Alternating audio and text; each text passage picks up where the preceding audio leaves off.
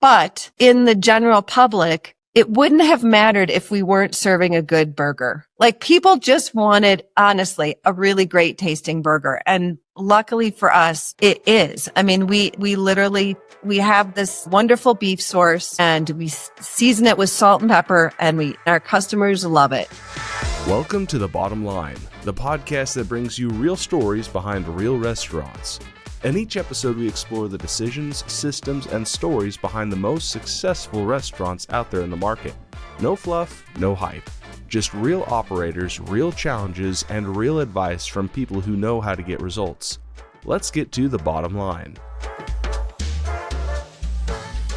2013. By July 3rd of 2014, we opened our first store here in Durango, Colorado. And we centered it around 100% USA grass-fed beef. We centered it around cleaner ingredients, which meant for us, if we looked at what they call the ingredient deck, when you look at what's in your products in a restaurant, we would like to see less than 5 ingredients in that, and hopefully no preservatives, no dyes, no things that we were trying to keep out of the restaurant to elevate the experience and improve the ingredients. So we opened it, like I said, we opened that first store in July of 2014, and we had our first success, which was literally within 6 months, we were in the black. And we had been told in the restaurant space that if we were in the black within our first 2 years, we would be lucky. And so what we learned from that experience in this small town of Durango, Colorado, is that people were interested in A, what they were eating, and B, what was in that food, and C, how that food was produced and cared for. And it really resonated with not only the local population, but we have 1 million tourists a year that come into Durango, Colorado. So the tourists caught on to what we were doing, and we're located in, I guess you could call the central business district, if a town of 21,000 can actually have that. And so we exposed ourselves both to the tourist as well as to the local, and people gravitated towards us. Thank you so much for that. That was amazing. And how did you tell the story? Because were people informed about different types of meat and the effect of it to their health, like diet? There's something grass-fed, antibiotics, inflammation. Was that a thing back then? Well, yes and no. In the circles that I was in at the time, grass-fed beef was people were raising grass-fed beef. We were friends with the grass-fed ranch group, but that wasn't the norm necessarily. But I've always been interested in nutrition and food advocacy, and especially with our children having food allergies, this was really something I was passionate about, like eating food as close to the source as possible and as nature intended. I have this belief system that the farther you get away from nature, and away from whole foods, the worse it is for you. So it just made sense to me that cattle should be raised on grass. That's how nature intended it to be. And you run into problems, what you need to add antibiotics and hormones because they get sick much more frequently when they are on grain or other substances, because their bodies just aren't designed to process those things. So anyway, the funny part behind the scenes is that Ed and I had some discussions around it, because Ed grew up on a farm in Wisconsin, a gentleman's farm in Wisconsin, and he had some experience raising steer for 4-H. And of course, they raised them on corn. Corn fed. And the idea was to fatten them up quickly for market, right? Which is what has become the conventional way of raising beef in the United States. And so we were going back and forth, and we ended up having all these cook-offs at home. We would have, we'd have the grain-fed versus the grass-fed, and we'd have the boys taste test, and then we started bringing people in. And then eventually we actually bought our own grass-fed steer, and that's when we would have people over. So we had this kind of mini restaurant at our home of the grass-fed burgers. Everybody that came over was like, these are the best burgers we've ever had. So that part behind it, I felt really confident about. But in the general public, it wouldn't have mattered if we weren't serving a good burger. Like people just wanted, honestly, a really great tasting burger. And luckily for us, it is. I mean, we have this wonderful beef source and we season it with salt and pepper, and our customers love it. We, in fact, in both of the markets that we have stores, we've had an award-winning burger. So we have a competition in each of the markets every year for the best of. And in Albuquerque, we've been 8 years running for best burger. In Durango, we've been in the top 2 spots of best burger for the last 10 plus years. Yeah. Oh, and there's our menu. Yeah. But so we were lucky to have a product that stood up to our claim, which is great, which I believe that grass-fed beef is better for you. But there are still, in the world of beef, there are a lot of conventional ranchers, and there's a rising bigger movement of regenerative and grass-fed ranchers that are coming up behind them. And those people did start coming out of the woodwork when we opened our business and going, hey, we're excited to see what you're doing. So we ended up meeting more and more people who were in the grass-fed beef movement. And it's interesting, when we started in 2014, it's in some ways today, it still is a very fragmented industry. Most of the producers are running small herds. So if they're truly doing grass-fed beef, they're running a herd of 50, 100, maybe a couple hundred animals. We need far more than that in our restaurants now for 4 stores. So Jess and I were actually just on a call earlier today where the ranching is secondary to the primary purpose of what this organization does. This organization works on water issues in the West and in Colorado specifically. And what they did is they realized that if they started ranching with grass-fed beef, that they were actually able to take better care of the land, right? Which is part of our mission statement and what we're doing by creating the demand for grass-fed beef. We create the demand for that ranching to happen, for that kind of regenerative agriculture to happen. And this particular group is doing that. And it's interesting that the ranching is almost a byproduct of the water issue that they're working on solving. So even in that, it's the entire ecology of how food is produced, how we source that food, and the impact of sourcing that food and raising that food in today's climate. Yeah. And I'd love to tell you about the culling program that we use, because that's the thing I'm probably the most proud of with Grassburger, with our sourcing. Mm-hmm.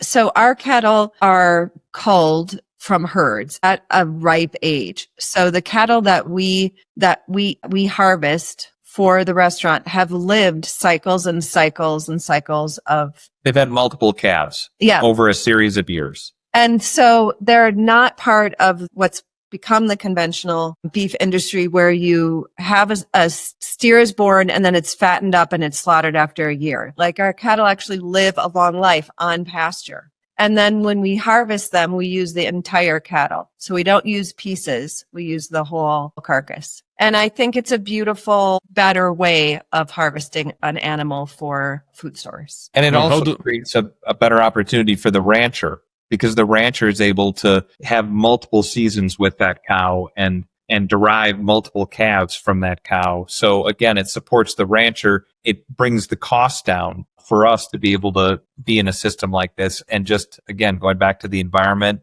and to the animal and to the life of the animal, it produces the most natural life for that animal that we harvest and then serve in our restaurant. How does it work? So when you say like you use all of the animal, usually, a few parts of the animal, maybe some places, some restaurants use like short ribs, some use briskets, like different kinds of, and how do you use the entire animal in the process? So when the animal has aged out to this point where they're not productive anymore, basically what you do on the animal is it's called a full grind. So instead of most cows or steers that you're taking in, they will cut out the primal cuts, right? So they'll cut out the ribeyes and the tenderloins and they'll move that, that product in a different channel to the restaurant, to different restaurants. And then the remainder of the beef on that animal is then ground into hamburger, and then they add what's called trim to get to a certain fat content.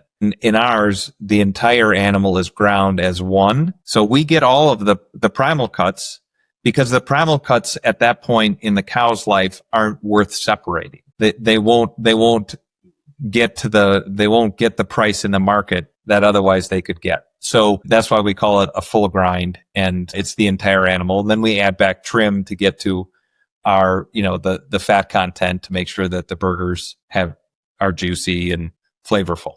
And that's grass-fed trim as well.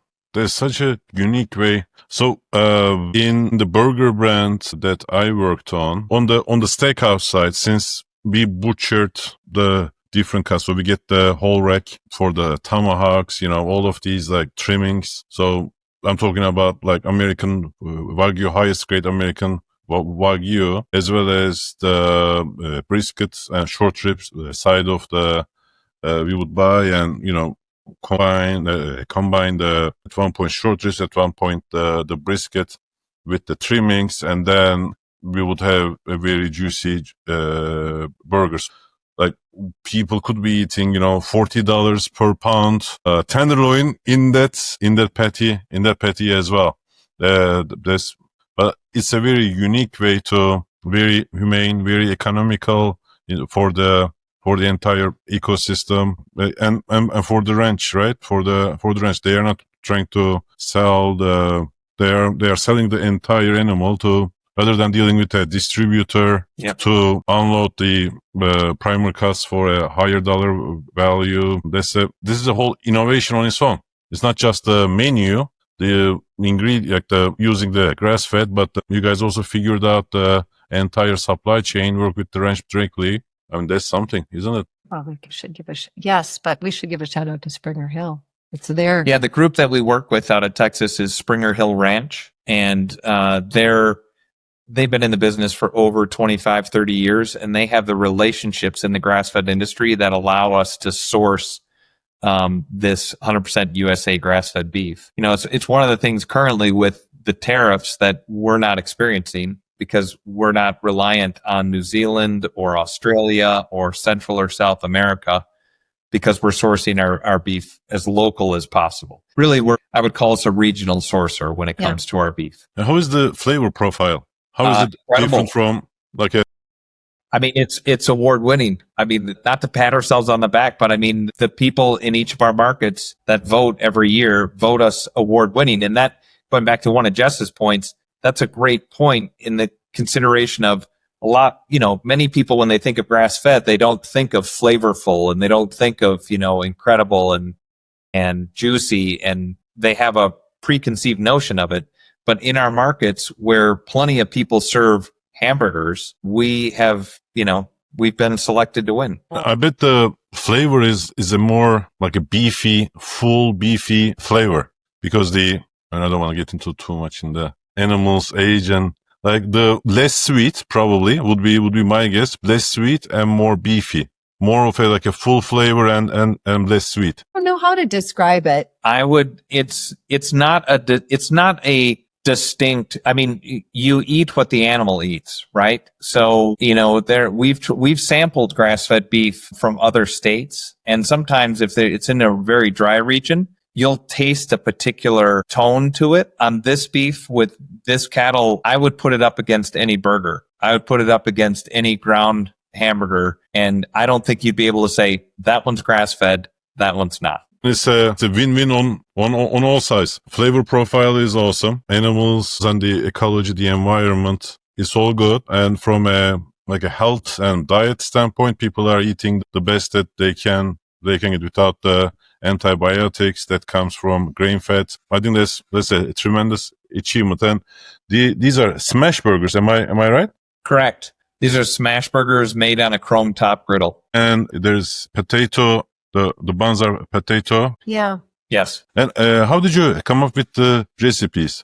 Well, they've evolved. We started out so simple. Didn't we mention we have 3 boys? Yeah. That was a lot of our taste testing right there. Yeah. But really, we had when we first opened, we had cheeseburger, burger, bacon burger, and then you could add on, you could add bacon or green chili. Yeah. And then it's just changed so much over the years, because then we started looking at, well, what do people order the most? And then we put that kind of top, which is the bacon, either cheddar burger or bacon cheddar burger. And, or behind that, the green chili jack burger. So then we made that a feature burger, because it seemed like some people would struggle with what to add, the adding on portion. So, and then we added the bowls. That was Ed's thing. He loves the bowls. I do too. Yeah. And so, because we wanted to be able to offer a meal, a wholesome meal, if you didn't want a burger with, with all the trappings. So, and of course, our pricing when we first opened was very different from today. It's funny how much that has changed in 11 years, like behind the scenes. Our food costs have crept up and crept up and crept up. And then they exploded after 2020. Yeah. I mean, we've seen an increase in various commodities of 25 to 50%. Some things for a brief period of time, we've experienced 100% in increases. Yeah. That's been a real challenge is making sure that we understand what the value is to the consumer and that we're appropriately charging a price that keeps us sustainable, which means there has to be a certain level of profit in order to be able to reinvest in our team and reinvest in our concept. Go ahead, Jessie. No, Naki, you go ahead. So I was going to ask, like, my experience working with other burger brands. So they go for, grass-fed and great burgers. A lot of them are, like juicy, a lot of toppings and all that. So they are upscale in their own way. And the struggle that they had is the prices are going up. Restaurants in 2021, everyone was flush. In 2022, everyone was flush. But like I opened 2021, 3 restaurants, and like we had like McLaren's out the door without license plates. So like probably 1 month's worth of like in Dallas restaurant, 1 month's worth of McLaren's production in England is probably like right in my door. People were flush, Bitcoin and whatnot. So come 2023, like you see like how, I want to show, there is this graph, San Francisco Fed, that, shows like savings, how it went down over the few years, how, people saved, during COVID and then how, okay, I think I got this. Okay. And this is the reason why, this wasn't what I was expecting, to be honest with you. Like I never really quite understood up until I saw this chart over here. Okay. Which is here, people saved during COVID $2.1 trillion and they they basically overspent up until, since, 2024, now they're in the negative, which means like, rather than saving, they are actually spending more than they are saving. So these years, 21, the Gucci stores had lines in front of them. And then going into 2024, everyone is feeling the burn. This is basically like, this is saving. These are the years. These are the excess savings. Excess savings means how much people saved on top of the usual long-term trends. This graph is from the San Francisco Fed. So until I saw this chart, I never really understood how this whole thing came to be. And in that time frame, in 2024, end of 2023, my guess is that the customers did they start to complain about the price increases and all that? No, this is kind of interesting, Naki, because we watched, just like everybody did in the industry, the trend both on foot traffic and just sheer sales numbers, what the top line sales were. And we were very fortunate in that in 2024, we were up across the board. So we were up on our sales, and we had a record year in 24. And what that told us was, the consumer shifts around, right? The upper level consumer may trade down in menu or experience in order to continue eating out. And the lower consumer kind of dropped off because they weren't even able to afford on the QSR side, the McDonald's or the Wendy's or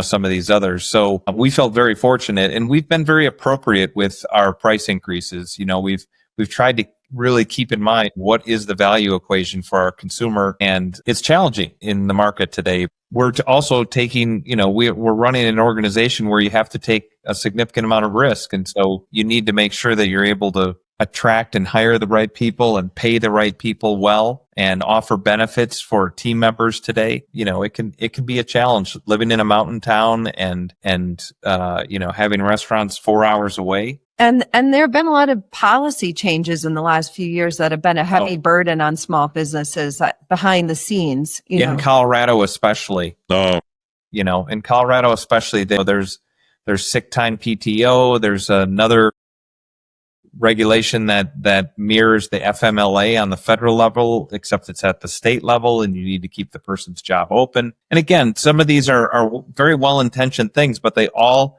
add complexity and cost to operating a restaurant today. 100%. And, I feel like we are especially challenged because we're in that middle market. We're a fast casual concept. And so we are very price conscious because we're not fast food and we're not farm to table. And we'll go to kind of equivalent restaurants elsewhere and we'll be shocked at how much they're charging for a grass-fed burger. But that we can't support that with our clientele because we really are in the fast casual segment. And so, and it's just, we went from one store, our original store, to 2, 3, and then 4. We moved out of the farm to table. We changed our supply line. We had to for consistency. Yeah. To be able to offer a product across 2 states and as far apart as we are. It's funny, Naki, is the thing. So we talked off the record of struggling with consistency and accuracy with takeout. But another big thing that I personally am struggling with behind the scenes is our menu ingredient deck. Like, I would really like to make some major changes. I would like to take seed oil out entirely. I'd like to bring in a different bun, shifting around some of the ingredients and just getting it as cleaner and more organic than we currently are. And so is expensive. And now that we're at the size we are, we're big enough that we have to use major food vendors for consistency and, to keep up with our demand. But we're not big enough to necessarily shoulder like bringing in a new product. And that is that. Or cause a production line to be able to produce something special for us in the way that we want it. So you're starting to see this trend now, going to Jess's point of seed oils, you're starting to see this trend now of people going to tallow, right? Or they're going to avocado oil, or they're going to olive oil, and all of those are alternatives to the seed oil. So the challenge you run into is, how can you get that consistently delivered to your store and not end up with a $9 French fry? Right. And so that's the part that we're challenged with right now. And we can kind of feel the wave. The movement is moving in that direction. People are moving away from seed oils. There are several distributors now that are coming out with avocado oils and things that, while they're not as cost effective as a rice bran oil, which is what we're currently using, they're, instead of being 4x, they're X. So, we're getting closer to the point where we could make that switch and still have a value-driven product for people who care about what they're eating. I will tell you, we have been working on this for months and months and actually years. We've been working on the oil thing for years. And I'm not a patient person. And so it's been really trying. But it's just that balance of, we are a business, we support 100 plus people. And, we need to stay viable too and be able to open the doors. So I'm trying to focus on the good things that we're doing and not just focus on, we need to get to this next and be patient about this. There's always, it's the restaurant business. There's always one more thing you can improve. So we're on that. That's right. Yeah. To me, you guys must have told your story very, very, very right for people to not worry about the cost and understand the superiority of the product, how good it is for them compared to other places. Because it's not just that this is that it's not basically like the bottom of the barrel is in the burger business is the frozen patties, right? That they are going to undercut the price for like 30-40%. I actually wrote a newsletter, an article on this exact same thing today, kind of inspired by our conversation on Tuesday, because basically our conversation, and then which sparked the, explaining the perceived value. One of the restaurant groups that we worked with, they were having this problem of basically differentiating themselves from the established like 40-year brand that's had, 10 restaurants, 250 seats in each bar. There's also the bar. So, they can, so they sell tons in liquor and thus, lower their weighted average food cost. And thus, with the help of the frozen patties, with the help of the alcohol sales, they can undercut any kind of competition to their own demise, because they ended up closing like 2-3 of these like ginormous locations. But in that like 2-3 year time frame, like they also make business very challenging for everyone else, because they are undercutting the whole competition. It's the frozen patties and the fresh patties that are done for these restaurants. On top of it is you guys, with the grass fed. How did you figure out like what story to tell here? Whether it's like is it good for the environment, or is it good for you, or good for the animals? How did you figure out which story to tell first and most? But the story tells itself. Those things are those three the things story. you just brought up are It they're all is told better together. for the planet, better for the animals, better for people, and also it allows us to lift up regenerative agriculture, which in today's world, with the discussion of climate change and the care of the planet, I really believe that what we're talking about, regenerative agricultural practices, rotational pasture practices, and raising livestock and ruminants in this way is part of the solution, and maybe the solution to carbon sequestration, et cetera, et cetera. So when you're behind something and the answers are there, and they are there, it's easy, it speaks for itself. The other parts feel more, like I was saying earlier, feel more complicated to me, like trying to find clean. We do GMO-free buns, GMO-free rice bran oil. We've been able to at least make that step. No corn syrup. No corn syrup. In any of our sauces or in our craft soda. Yeah. So those pieces, and we've almost eliminated plastic for all of our takeaways, except the top of the soda cup. Here's the biggest challenge is for us to scale. How do you take it? And this goes to Jess's point earlier. How do you take it from a restaurant where, it can be like Cheers, the television show, right? Like everybody knows everybody. It's just, you're there every day and you're hanging out and you're performing the restaurant every day, to taking it and going, how do we spread the message of why we believe grass-fed is better for the people, animals, and the planet? And the way to do that is to grow the business side. And that is where all the challenge comes in, right? How you scale it and how you have multiple outlets serving the same product with the same consistency and the same consumer experience.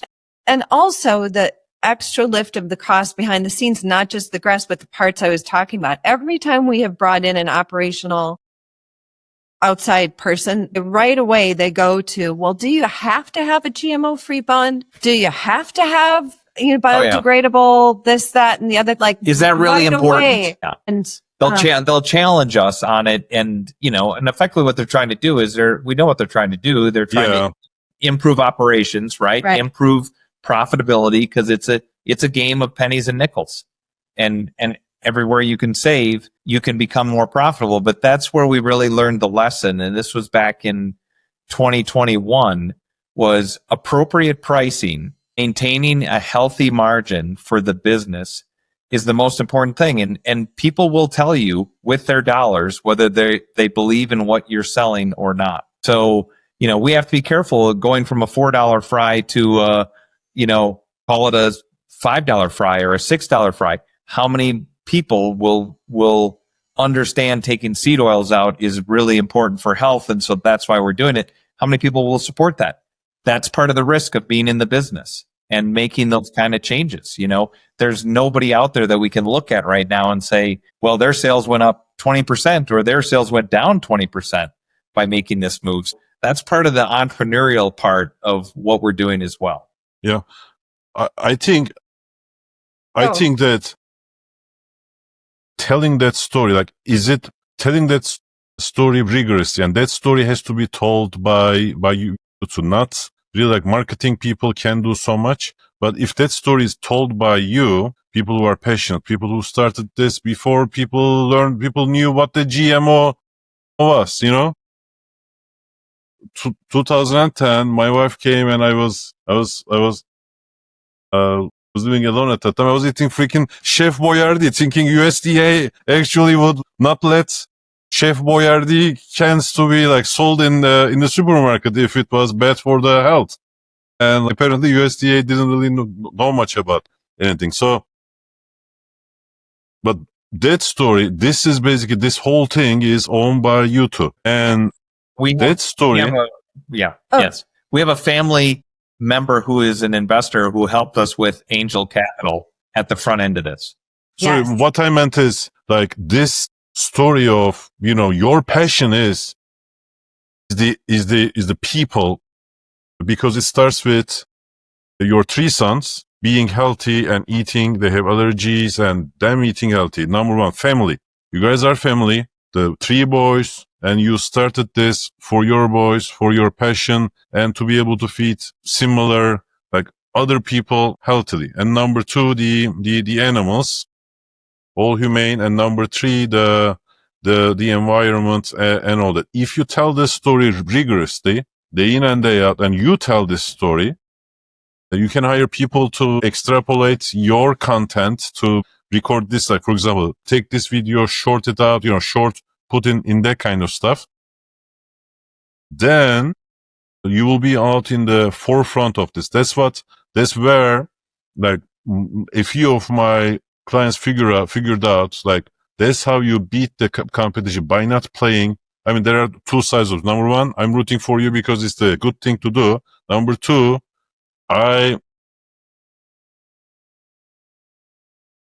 if you read my article, you will see, like, there is basically, like, levels of businesses, which is, like, some people try to undercut competition in volume and price, and then you guys have spent years on putting this concept together for the good of mankind, for your family. So that's why.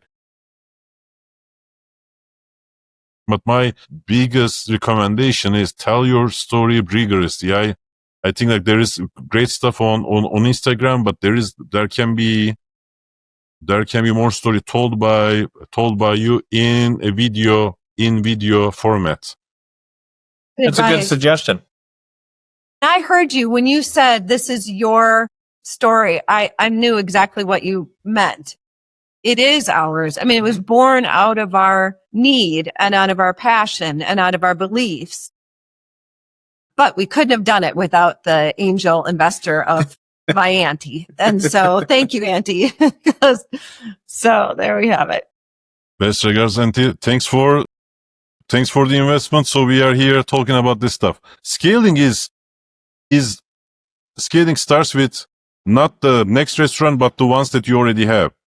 The guys who told you, like, non-GMO bun. If you tell your story, that's basically like a 4x, like, changing bun to a non-GMO would be a 4x non-investment, like the opposite of investment, opposite of return on investment. Because people, when they hear this story consistently from you, then they are there to eat that non-GMO bun. They're there to eat this super special thing.